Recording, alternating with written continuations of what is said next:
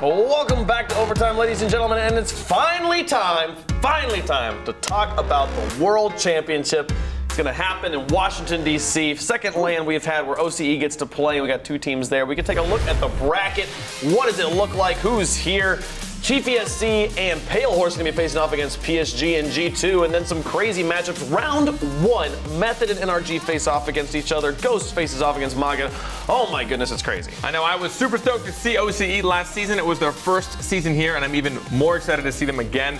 They essentially got to come, they got to compete. They did better than everybody expected. They got to learn a whole bunch, then bring it back to their region, compete for a whole season. I'm really excited to see how they start panning out against our teams. Yeah, they learned a lot actually from playing against us, and so it's interesting to see how they're going to be able to bring that into the new LAN.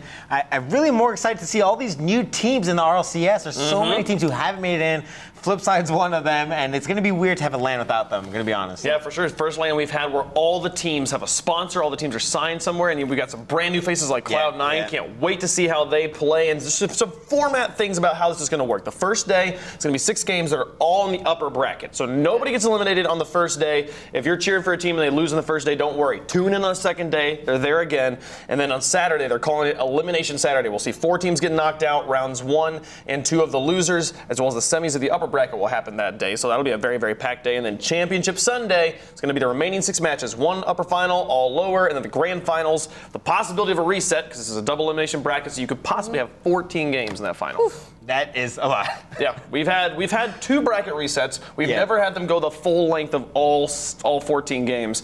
But the last 2 LANs, I believe it was, yes, the last 2, the lower bracket came up and won. Yeah, it was Flipside and Team Envy. Or Northern Gaming at the time, but now Team Envy, absolutely. Yeah. So that's kind of how things will go. That's how things will play out, and we want to just kind of give everybody some history, some details. And, if this is your first season watching, who's been there before, who's the big dogs in the house. There's some teams, like you said, there's some new ones, but then there's also some returning ones. Maybe not as many as you expect, though. We have 3 teams, only 3 teams, 3 organizations, 3 names that have been at this LAN before, and it's Mocket, NRG, and Chiefs, actually, because they were Alpha Sydney last season. But they are the exact same team, got picked up by a new org, same exact team returning here. And I want to start talking about Mocket. This team it's their org. The org has been at every single LAN for all 4 seasons of RLCS. And they've had very, very drastically different rosters every time. But it's been the org has been there, and they've been into the finals twice. Other than Flipside, they're the only team that's done that. Yeah, I mean, it's weird how Mocket has had so much success at LAN and still hasn't won one. Sucks, I guess, right? I mean, getting into the finals every single season, that's not the finals, except for the first, the last 2. I mean, that's still a huge achievement. Yeah. That is something like no other team can say. It's like every time Mocket's in a LAN, it feels like everyone always overlooks them and doesn't really consider them like a top team, and then all of a sudden they just come up through the weeds and are in the finals. It's Yeah, and this season, Pashy took a break from the Mocket organization, went over to Gale Force in season 3, didn't pull it off. Feels like he learned his lesson at this point. He's like, okay, I'm gonna stick with Mocket because Mocket's where I get to land, and he's back in it again, and he's looking better than ever before. Pashy is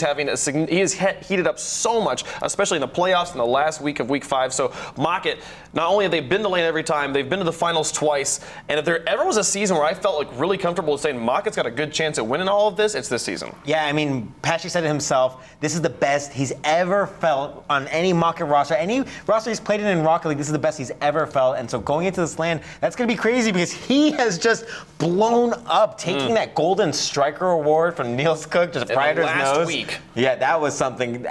He wasn't even in the top 5 before that last week, and then he took How many goals did he score? Spot. Something like 15 or? I don't want to say the number and be wrong, but it was too many. I'm probably wrong, but somewhere around there. I mean, just to kind of speak on Karma's point, just overlooking a team, especially Mocket, because I think the other but what happened is they were almost always a completely new roster every season. So it's very easy to be like, they haven't been together long, they're probably not going to be that great. But what it always is it's still a roster of incredibly talented players who essentially, once they make it, feel like I need to prove my point, right? I mean, even just talking to Mystic last season, he was kind of one of those players too that's like, I want to prove to everybody where I belong. I want to prove that I could do this. And when you see players that are like that, you generally will see them surprise everybody when the pressure's on because they're not really worried about the pressure. They're just worried about performing game by game, and that's usually where I feel like Maka is. I mean, and if you want to talk about a gatekeeper team. We used to talk about flip side. Now at this point, 2 lands in a row, it's been Maka that you've had to defeat at the end to win the title. So at this point, if there's any team you can look at as and call them a gatekeeper, I feel like it's Maka. Well, and they also are on that easier, quote unquote, in my opinion, easier side of the bracket. They have like that upset potential side of the bracket where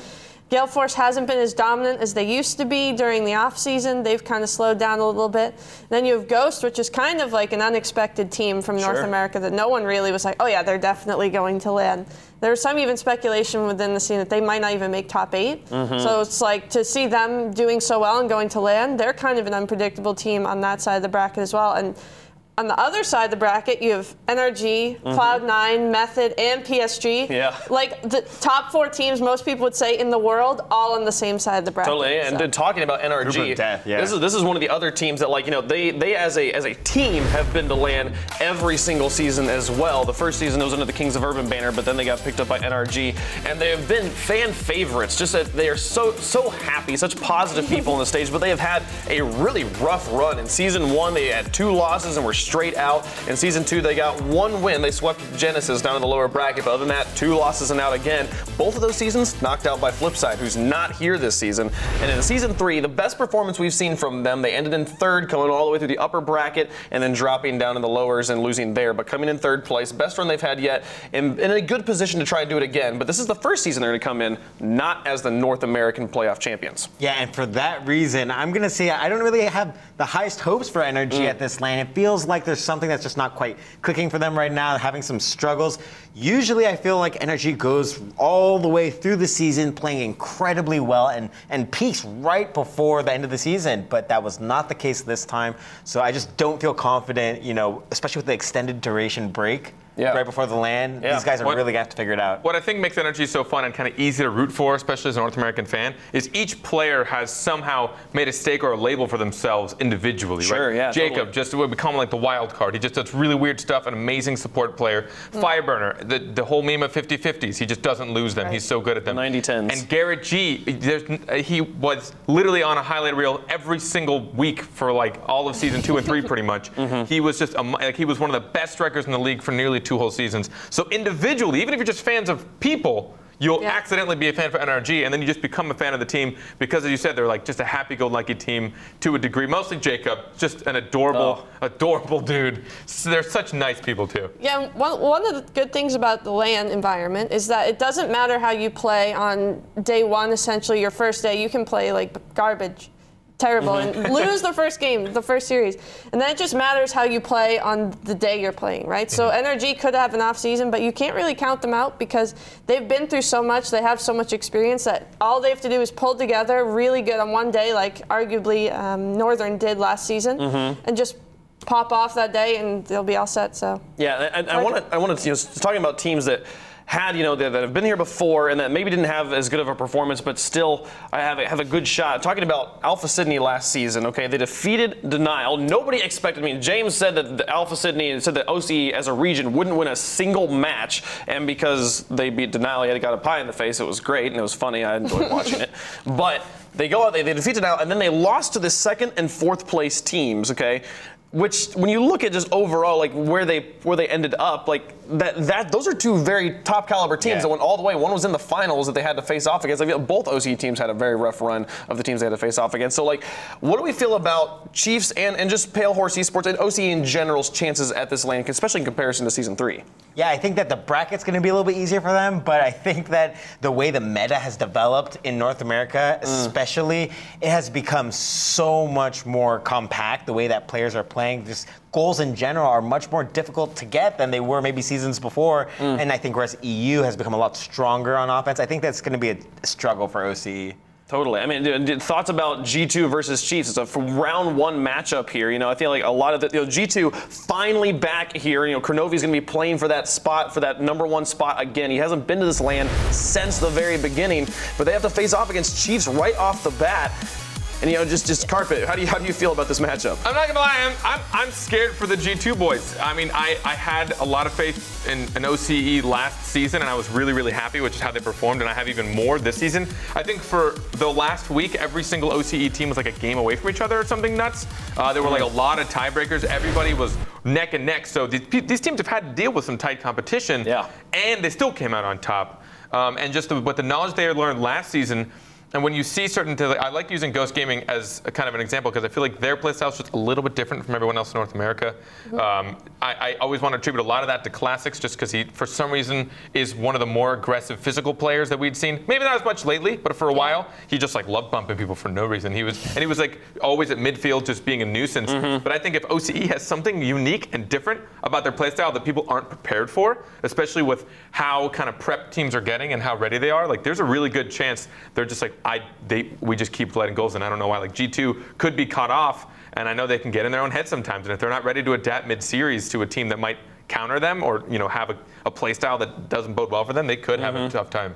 One thing you can say is in OCE's favor is when you're playing against a team, sometimes this happens in ranked, when you're playing against a team where you're expecting a certain level of competition, and they don't quite meet that level of competition. They do some things that are unexpected. Like you'll hear sometimes a lot of pros say, why would he challenge that? Or why is he going for that type of shot? OCE has that type of advantage where they aren't playing the typical style that North America and Europe are used to. So maybe they can catch some of the teams off guard, and that they have that advantage going for them. But I agree, I'm kind of worried for G2.